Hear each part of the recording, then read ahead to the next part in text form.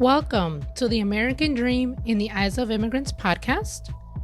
I am your host, Heidy De La Cruz, and I am on the mission to change the narrative of immigration, one immigrant story at a time. Hey, do I have some exciting news for you? So, I found out this past weekend that the American Dream in the Eyes of Immigrants podcast is now ranked in the top 5% globally. Yes. Oh my gosh. I could not believe when I went to go check the ranking and it had changed from 10%, which had been there since 2023. And it is now officially in the top 5% ranking globally. Oh my gosh. Thank you so much for listening, coming back week after week, and supporting this podcast. It's because of you, my loyal listener, that I've been able to get this podcast to where it is today and the ranking that it is today. So, according to Listen Notes, who gives out the official rankings, it says this podcast is one of the top 5% most popular shows out of 3.5 million podcasts globally. So this is worldwide. I still can't wrap my head around that, but I also wanted to tell you that I am going to be celebrating this and also, again, the award that I won last year, but also the third anniversary next month in April in Central Florida. So if you would like to join me in this celebration, there is a link in the show notes and show description for the wait list to get all the information first when I drop it later this week. Okay. And there's also a little surprise for everyone in the wait list. So if you get your tickets through the wait list, there's a little surprise for you. Okay. So sign up, and I would love to see you at the celebration next month in April.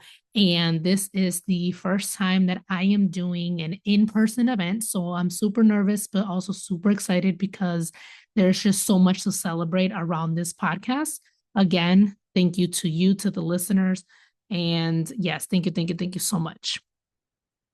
Lastly, there's still sponsorship spots available. So if you would like to sponsor the podcast or the event, let me know. We can just send me an email. The email is in the show notes and show description, and we can get started on the sponsorship packages. So let me know. Again, thank you so much for your support, for listening week after week, and I hope you enjoy this episode. Hello, everyone. Welcome back to another episode of the American Dream in the Eyes of Immigrants podcast. I am your host, Heidy De La Cruz.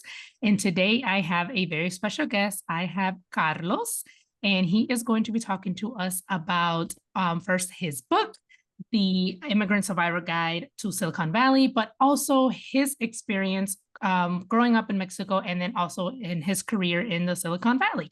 Welcome, Carlos. Thank you so much for being here today. Heidi, thank you. Thank you for having me. I'm looking forward to this. It's going to be fun. This is going to be fun. So let's get right into it. So introduce yourself, who you are, what you do, and let's get right into your childhood in Mexico. Yeah, no, thanks for that. Well, where do we start? Carlos Quezada. I am born from the Degollado, Jalisco, Mexico, a very small farming town community in the Los Altos region of Jalisco. Actively, I live in San Jose, California, Bay Area, Silicon Valley. My day job is I'm the Vice President of Customer Experience and Digital Strategy for Hewlett Packard Enterprise. Something people may not know is HP was actually the company that started Silicon Valley. It started in a garage in Palo Alto. So very ominous for me to have the opportunity to work at the company that started it all. Started it all, yeah. And so that's my day job. But aside from that, I also co-founded an organization called Unidos ERG Collaborative, where we go and we work with other Latino employee resource group leaders and bring them together to go in and share best practices and amplify the impact that we're having, not only in our communities at work, but in the communities that we live in. And then also, aside from that, recently an author, as you discussed. Yes. But I also within the company, I'm also the executive sponsor for the Latino Employee Resource Group at the company called Juntos, and I sit on the Executive Diversity, Equity, and Inclusion Board for HP, representing all the Latino employees. Love that. Oh my gosh. So you have a lot going on right now. A little bit, yeah. Yeah. Very, very, very passionate about this kind of stuff. No, man, I hear you. And, reading your book, I can hear just you wanting to elevate others, share your journey. And it's like, if I can do it, you can do it too. So let's start off in the beginning. So I know in the book you mentioned that you and your family kind of went back and forth between Mexico and the US a little bit. And then it was officially when you were 14, correct? When you guys settled in and moved to the US. So how was that back and forth for you growing up between coming back and forth from Mexico to the US? When you're a child, you don't know what normal is, right? When you're a child, you're Oh, just existing, right? And so at the mm-hmm. time, I never really, you don't really think about it, right? You're just a little kid playing with your Tonka truck. You don't really think about the impact this is going to have. But yeah, so to your point, my dad was a migrant farm worker living here in California, and so he would work in the Mm, fields of the Central Valley, and we're from Bakersfield all the way up to like Stockton and that whole area. So um, the first time I came to the US, I don't remember. I was 2 years old. We were here for about mm, a year or two, went back to Mexico. I think the first memory I have of me here at the US was when I was in kindergarten and elementary school.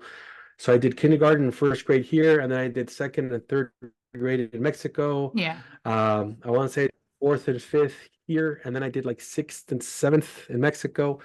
And then finally around the eighth grade, we'd come back, and that's when we going back and forth between the US and Mexico definitely opened up my eyes to other than the ranch life, right? And I think that Mm, was kind of one of the opportunities where you start kind of building that vision of, well, I don't have to do this every day. There are other alternatives. And obviously my parents knew, right? My parents wanted to,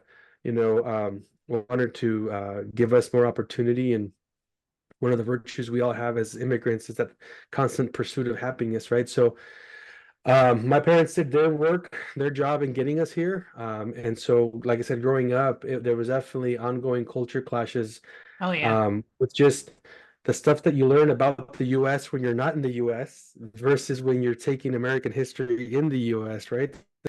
And it was also interesting me taking English classes in Mexico, right? Where it's like, well, I speak English, but now I'm being taught English. And I'm like, that's Yeah. not really how people talk over there, right? So little things like that was fun.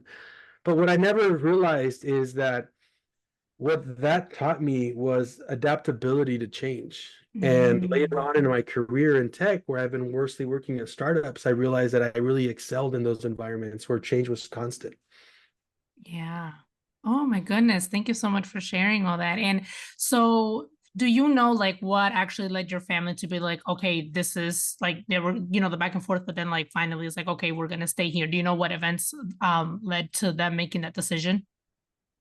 Well, again, my dad was living in the US, Mm, after I was born, and yeah. so the family was divided. My mom was the first entrepreneur I ever met. So while we were in Mexico, my Mm, mom didn't just want to sit silently and, wait for my dad to send money. So she actually had her own businesses out there. She used to sell women's shoes and stuff like this. And so okay. I got to experience kind of the hustle right early on, but the intent was always to bring the family together. So it was one of these things we just Mm, kind of had to follow the process, and we would get visas to come together once in a while, but then it was yeah. time to go back. And so I think we just kind of had to ride the process. A lot of times people that aren't in this immigration process sometimes realize ask, and I've had people ask me, well, why do people come here illegally? Why don't you just apply? Just Mm, do it real.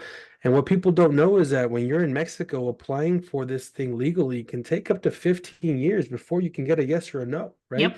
Yep. And so in our case, we kind of waited out that time by introducing visas in between. So we would come back and forth legally, but we have to come back at some point. And so Yeah. that was us kind of following the process, and it took that long for us to get to the point where we could stay here permanently. Yeah, wow. Thank you for sharing that. And yeah, the whole wait in line and things like that. I had a previous guest. She came with a student visa from India. And when she wanted to apply for her green card, they were like, "Oh, the time to wait for you to be able to apply, because you were an international student from India, is 25 years." Yeah. And she had already been here, working after she graduated and everything. She had already been here 10, so she needed to wait a few more, and she was able to um get that visa where she was like an exception and get like people because of people who Mhm. she knew, right? She was able to get Yeah. that exception, and then she ended up getting her visa in 14 days. I Wow. was mind blown. Yeah, so it was more like of who you know, right? Mhm. And it really shouldn't be that way, but thank you so much for explaining that. And the back and forth, you guys were farmers. Was there a lot of families growing up that were doing the same thing that your family was doing, the back and forth between Mexico and the US? I don't know about the back and forth the way we were, but definitely when we landed here in the US, we actually lived in a neighborhood that was made up of a lot of people from my hometown. And Mm, so we kind of had this community of immigrants from our hometown that were kind of like our social circle, right? And in the book, I talk about this concept of a honeycomb, and the problem, like the benefits of that is you have somebody that's familiar, so you show up and you're around people you're familiar with. But the problem is that nobody in that circle had actually gone and excelled beyond that yeah. immigrant mindset, right? Hmm. And so you run the risk of just getting really comfortable and just existing and just being part of this community, but no one's really looking at kind of elevating and saying, well, can we do something more? I mean, I would say at that point in time, growing up in Milpitas, I think very few of us, and I include ourselves at that point, still didn't speak English. Mm, And so we were this community of Mexican immigrants that kind of bound together to help each other, but none of us spoke English yet. A lot of the kids were just growing up. And so we all kind of like pioneer. When I look back at the families now, that was the pioneer generation where we were the ones that had to learn English and learn how to, translate documents for our parents. And, we were product yes. of these after school programs to learn how to speak English. And so I Yeah. go back and look at my generation, and we are the shoulders in which our kids stand on now. Like they didn't Hmm. have to worry about learning how to speak English and didn't have to worry about la escuelita after school, right? And all these other Yeah. things. So I would say that in that circle, we were probably the only ones that would come and go, but we wouldn't be gone for long. We'd be gone for like a year or two, and then we'd come right Mm. back, right? But it was interesting to see that some families did excel and elevate out of that, and other ones stayed there for 25 years and didn't. Wow. Oh my goodness. Can you think of the first culture shock, whether in Mexico or the US that you experience, or maybe, yeah, the US, that you experience? It's like, whoa, that's different. I mean, there's a number of them. Now, I think that we were, I would say maybe guarded from the culture shock a little bit because of that community Mm, we had. So when yeah. we came back, Hmm. it was very familiar. Um, I'll share a story not of mine, but one of my uncles. I remember when my uncle, we used to, so as most immigrant families, we had a two-bedroom apartment. There was like nine of us there, right? So Yep. I remember one of my uncles had just come from Mexico, and maybe didn't get here legally, right? And so I remember he tells a story about where one day he walked outside, he saw this gentleman in a uniform walking, knocking on doors, and he freaked out and he ran and he was hiding and he thought it was Yeah. immigration. And Yeah. it was the mailman. Oh my goodness. And so I mean, I think that's one story. For me, I would say the differences in what you're taught. One of the most basic examples in here in the US, you're taught there's seven continents when you take geography, and in Mexico, there's only five, right? Mm, That's an example where in Mexico they go and they say, well, North America and South America are one continent, and they don't consider wow. Antarctica a continent. And so sometimes you're in class and you're like, I got this question right. And then when they mark it wrong, you're like, what are you talking about? I got this wrong, right? So little things like that. And then also I mentioned in Mexico, because they expect you to probably drop out at sixth grade, they really accelerate your math. And so just Mm, coming back here, my math skills were a year or two ahead of most of my yep. student colleagues. Yeah. And so I remember having to get like put in special classes and stuff because they weren't teaching that level of math at the school that I was at. How did that make you feel as being so advanced?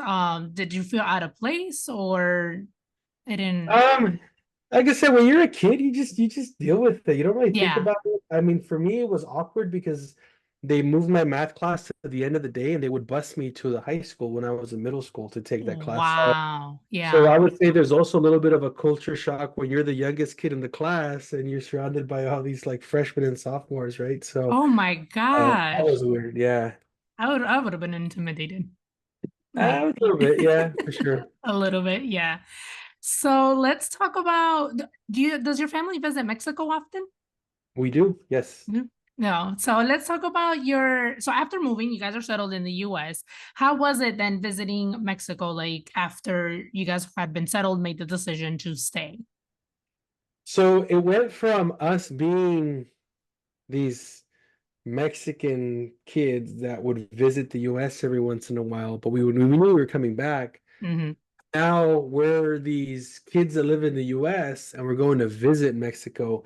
The dynamic changed because once you stay in Mexico and you start really, I would say, maybe embracing the US and really kind of normalizing that, without you realizing it, you start to evolve. And so now when we're going back to Mexico, we have like the newer Nikes and maybe we're got a little bit Oh, of clothes than we used to, right? And so yeah, now you're coming back to the Mexico, and for the first time, it's almost like, well, you're not Mexican anymore. You've kind of assimilated. And so yep, it's that whole like you're not Mexican enough for the Mexicans, but you're not American enough for the Americans. So immediately that happened to us, right? Where it's like we now felt like we were visiting our home, which was a weird situation. yeah, Because before we always knew this is our home, we're temporarily going to the US, we're going to come back.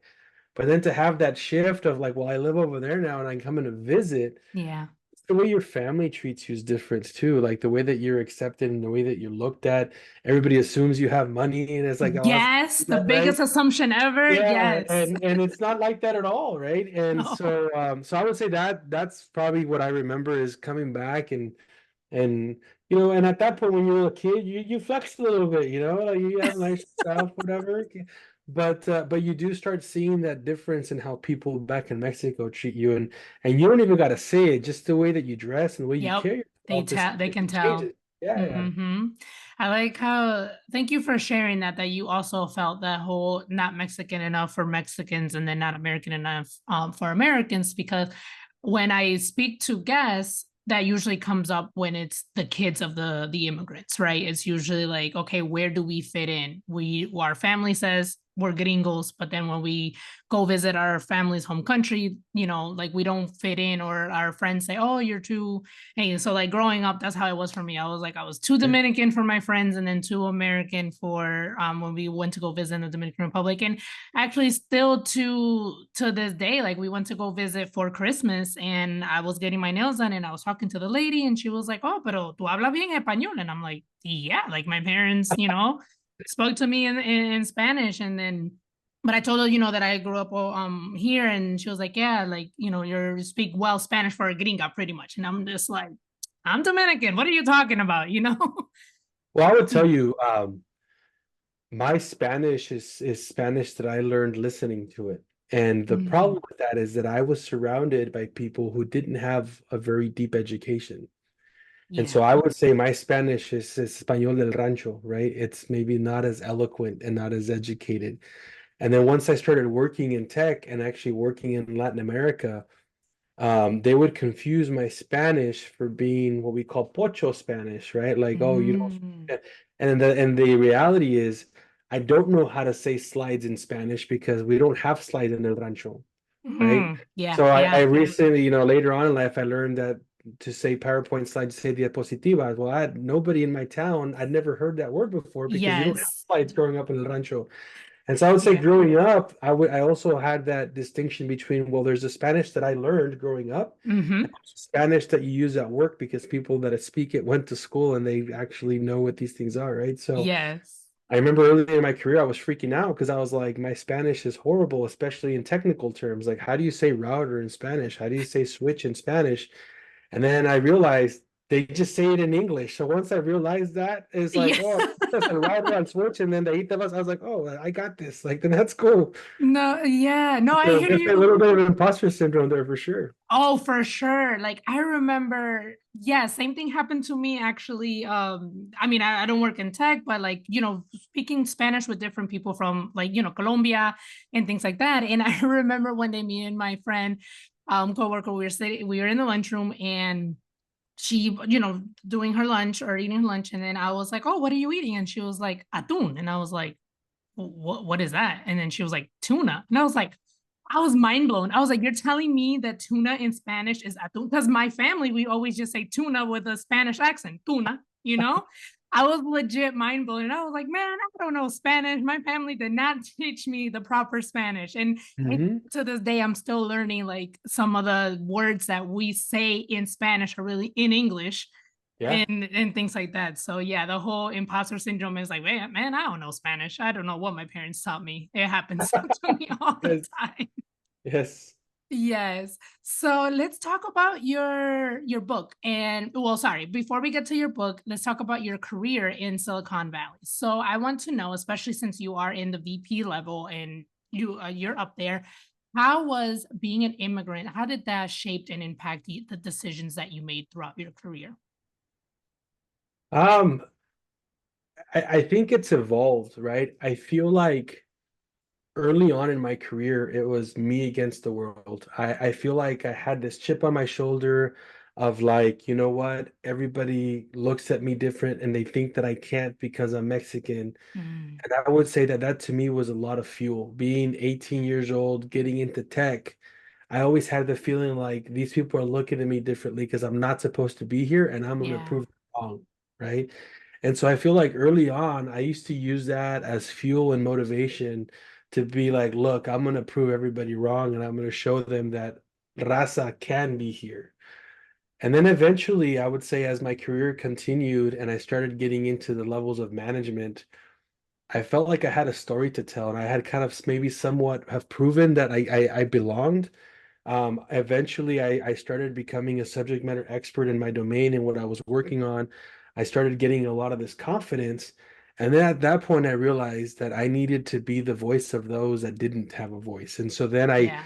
pivoted from feeling angry and feeling like I had to prove something to say, you know what? How can I bring more of my people with me? One of the Mm, things that I talk about in the book is it's only lonely at the top if you don't bring anybody with you.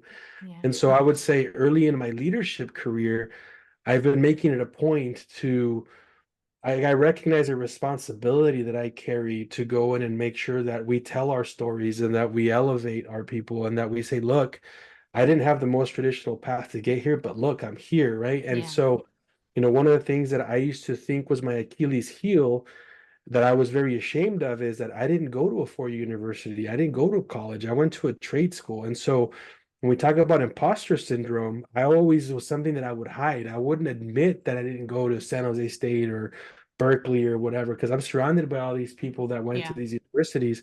I always felt less than. And then later on, I realized, that's actually a virtue. That's actually something that makes me even more badass because guess what? And I always Yeah. joke and I say, well, you guys were in school reading the books.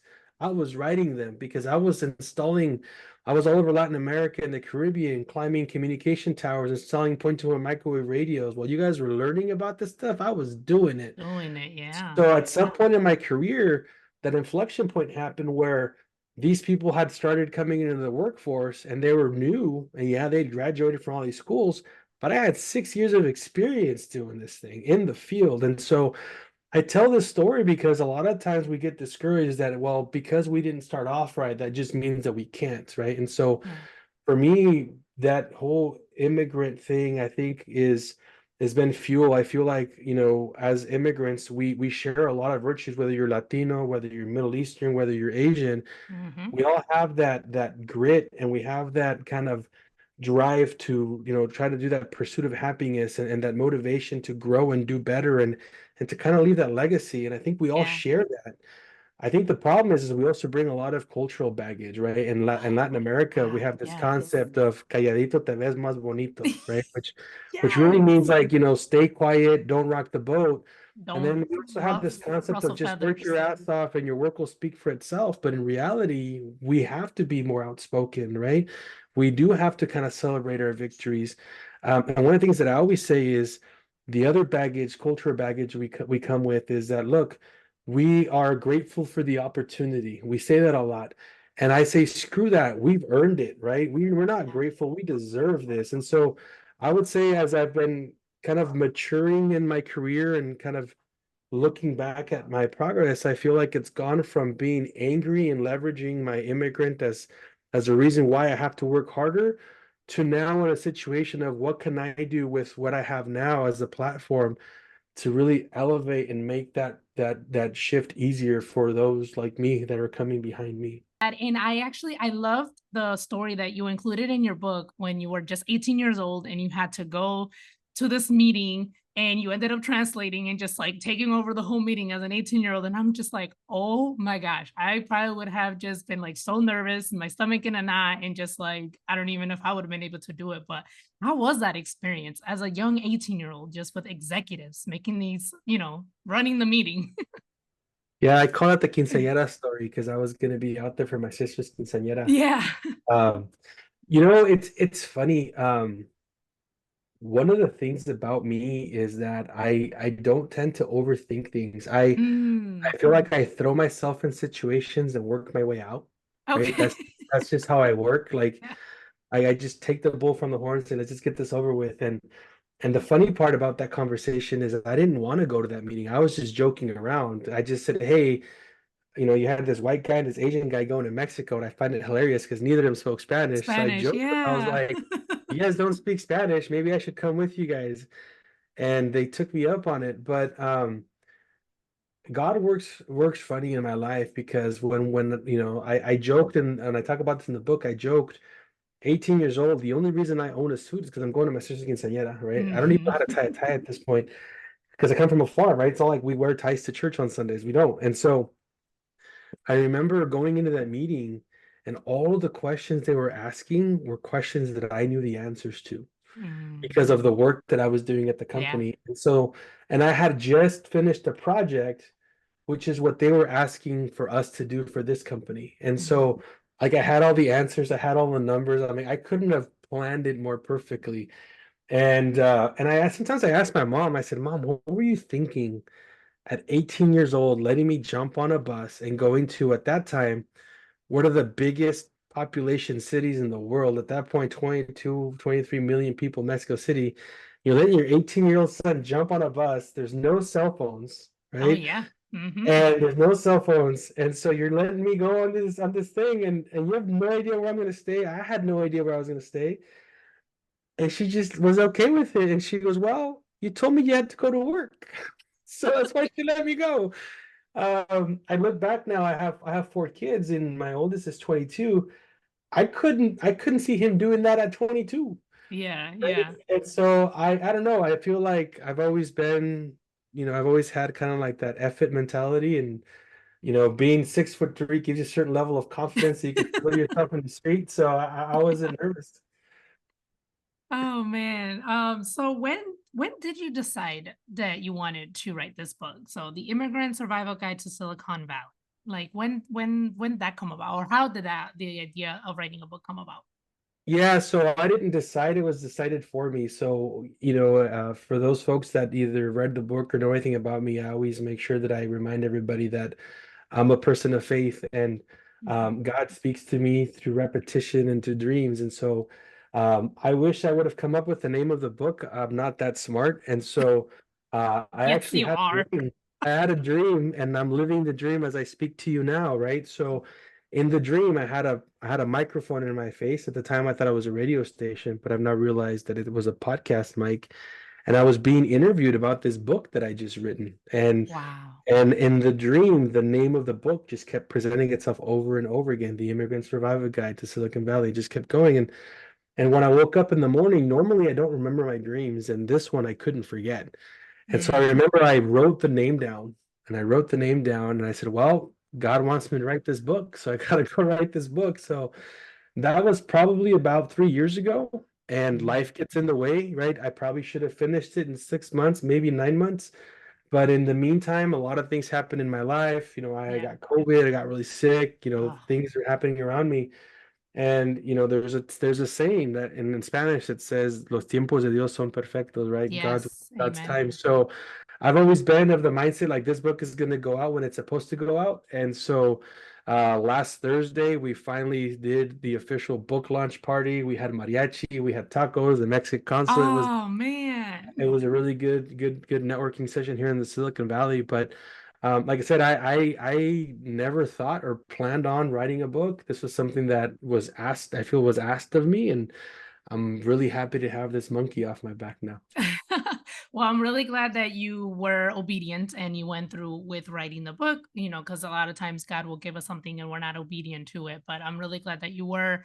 I'm so glad to have connected and read it. Like we were talking before we recorded about the name of it, and I feel like yes, it's the Survivor Guide to Silicon Valley, but there's just so many good life lessons in there that can be used for people in anywhere in their career, whether they're wanting to do something new, change things, or just move on up. And so I love the life lessons that are in there. I really enjoyed the book.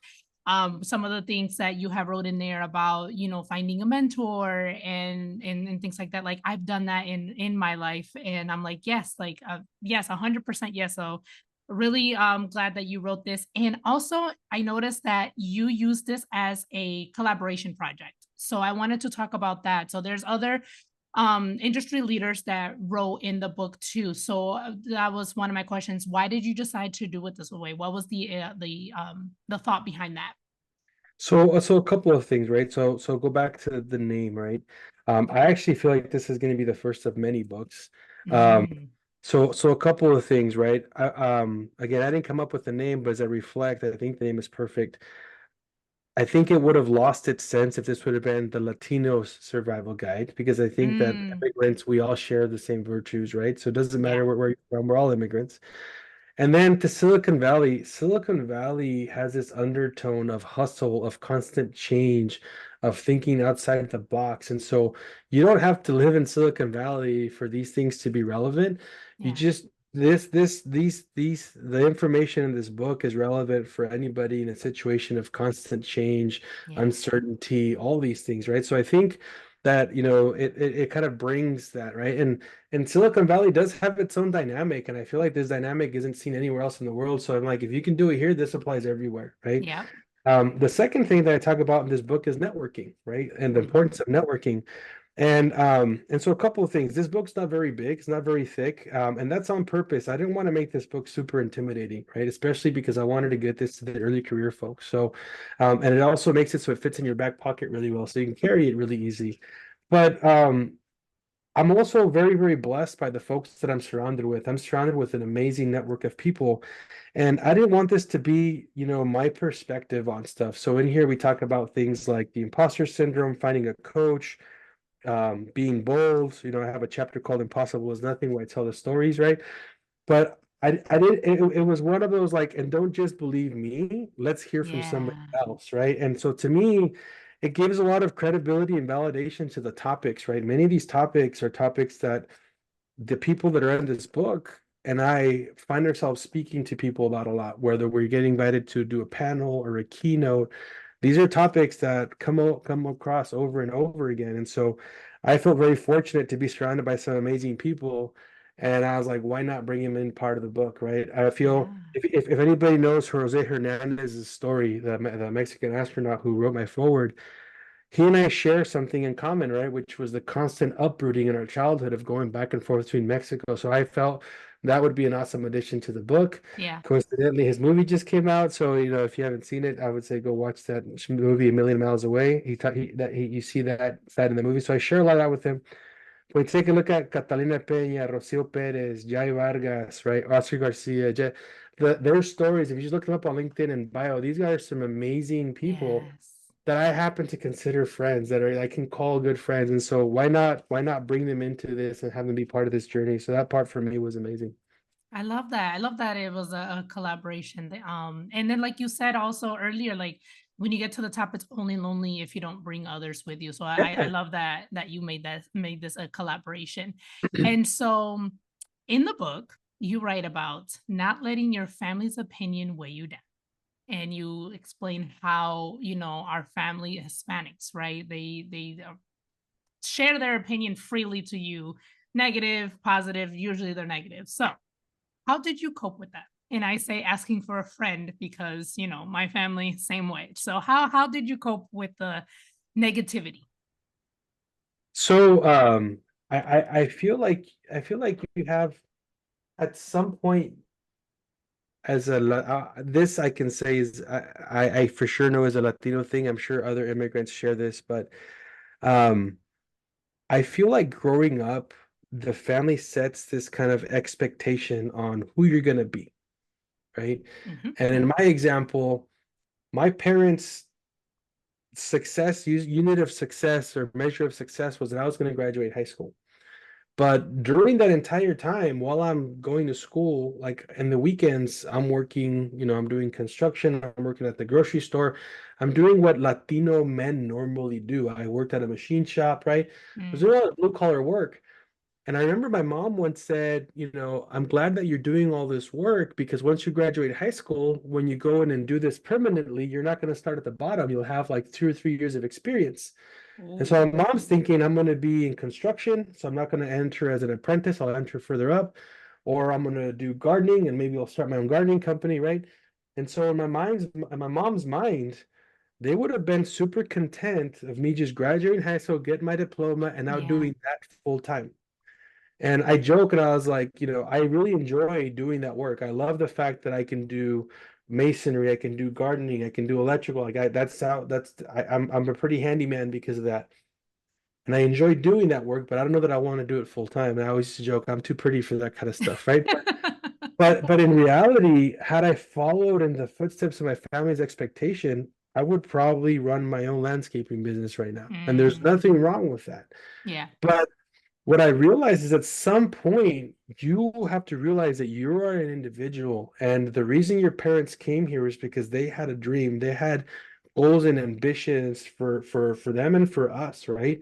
Yeah. I talk about the generational life cycles in the end of the book and some of the different kind of success milestones that families have. And one of the first things that elevates families is when the family starts to speak English, then you kind of notch it up to the Yeah. next level. But we kind of have to break those generational cycles and say, look, my parents' horizons aren't broad enough to dream about what I have, right? Yeah. And so one of the things I talk about expanding your horizons is that it's our job to really broaden those horizons, that our parents can only go so far, right? I Hmm. say you can only dream of things that you know exist. Well, how do you dream big if you don't go out? And so unfortunately, a lot of times our families are our biggest critics. I mean, how many times have we been told, "Oh, look, he thinks he's too good now," or "Oh, look at him," right? And or Yeah. I've had personal situations where I'm trying to motivate and coach nephews and trying to get them to think broader, and their own parents come to me and say, "Carlos, stop, stop hyping them up. Let's be real. They're not really, he really is not a school kid. He doesn't really, that's not for him." Yeah. And it's frustrating because it's the parents that are, really knocking down their self-esteem and kind of putting those barriers, right? Mm. I have this one thing I read once that talked about like the American flea. I don't know if you've heard about this, but basically they say, hey, naturally an American flea can jump 6 feet in the air.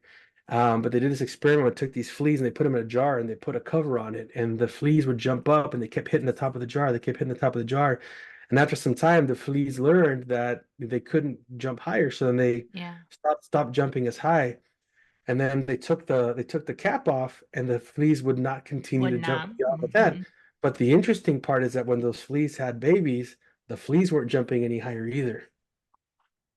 And that's something that we got to break, right? That's where Yeah. family influence says, hey, don't jump too high because you're going to hit yourself. Well, guess what? If we never test it, we're always going to assume. And this is the whole important thing is the generation behind the first immigrants here are supposed to be the explorers, the ones that actually carry the family and broaden those horizons and push Yeah. to think bigger. And so what I would say is like if your family came here from another country and you're the generation that's here, expect to push, expect to grow, like build out that horizon because they don't know any different. Yeah. Yeah. They That's think true. there's still a lid on this jar. Yeah. And then living in this country with so much opportunities that we have, it's endless, honestly. And the great thing also is like you can try different things too. And don't be afraid to try different things because you can try one thing, it's like, or you can think you want to do one thing and then you actually like do it and then you realize, oh wait, this is not for me. That's happened to me a few times. And then just being able to have the freedom and the opportunity to like, okay, that didn't work out. Let's try something else or let's try it this way and that way. So thank you so much for sharing that. And to wrap it up, I love asking my guests, what does the American dream mean to you? Well, I'm a father of four, and so for me, the American dream is to I would say a combination of things. Now, when I look in retrospect of where I'm at, being able to help as many people as I can to shorten the life cycle to get to where they want to be. When I take a look Yeah. at our progression in the immigrant life cycle of when we first got to the US to where my family is now, it's taken us 25 years to get to the point where the family is at that point where everybody speaks English. It's expected that you go to college. People are having really good jobs. Like the family's starting to actually have levels of success. Took us 25 years. If I can help an immigrant family shrink that to 10, I feel like that's my purpose. And that's something Mm. that hopefully happens with the book. But on the personal level, I'm exposing the hell out of my kids to this, right? So my son Yeah. comes to work with me. I have one-on-ones with their CEO. My 10-year-old son's been in meetings with us. And so for me, the American dream is that, I am the shoulders that my kids are going to stand on, and I'm eager to see what my kids can do with all the groundwork that's been laid, right? So my Yeah. American dream is to watch my kids go out there and be great contributors to society and not have to deal with the imposter syndrome stuff that we did. I mean, they're going to have their own imposter syndrome, but it's going to be at a whole different level. Yeah. Yeah. And any advice for someone who wants to get into tech? Um, so tech is I would say very forgiving. I think when you take a look Mhm. at tech right now, um, it's a lot more accommodating. So you can't be a doctor without going to medical school, Yeah. right? You can't Mhm. be a lawyer without passing the bar exam. But you can go and be a data scientist without ever going to college, Yeah. right? When you take a look at the trends right now with ChatGPT, you can go and train yourself and actually be a ChatGPT prompt programmer without ever taking 1 year of college degrees, right? And Wow. so what I would say is I'm not saying don't go to school. I'm not saying don't pursue that, but I also think that tech is an opportunity for you to bring new ideas to the table, and it's got a lot less barriers to entry. I always remind people tech doesn't mean you have to be an engineer, right? If you look at any tech company, you have folks in HR, you have folks in marketing, you have salespeople, you have support engineers, you have development engineers. I mean, you have PR people. There's just so many roles inside of tech. A lot of times people just assimilate tech with it's got to be a lot of math and it's got to be really Yeah. hard. But in reality, what I would say is there's so many startups in this valley. I've seen people go from receptionists to program managers to chief of staffs in their entire career, right? And these are people, I have a personal friend of mine who, she was working at a school district. She took some time off because she had twins. She came back and worked at a company as a receptionist, then eventually became an administrative assistant. The company went public, made a lot of good money, continued her career. And right now she's a chief of staff of one of the senior vice presidents of one of these companies, right? I mean, tech is gives you that ability to come in, and if you put the work in and you get the right coaching and mentorship and you go in and you do a good job of building strategic relationships, the possibilities are endless. Awesome. And lastly, where can people find your book and how can people connect with you? Absolutely, yeah. So my book's available on Amazon. So the Immigrant Survival Guide to Silicon Valley is available on Amazon as of now. We have the ebook and the paperback available. The version in Spanish is going to be available, I believe, between now and the end of May. So Nice. I want to make sure that this is something that's also available to our Spanish speaking community. So that will be Yeah. available soon. And I'm on LinkedIn, Carlos Quesada, also on Instagram. Yo soy Carlos Quesada on Instagram. So yeah, look for me. Awesome. Well, I will include all your links in the show notes and the show description. Carlos, muchísimas gracias for your time today for this book and just for sharing your story with us. Thank you for giving me the space, Heidi. Appreciate it.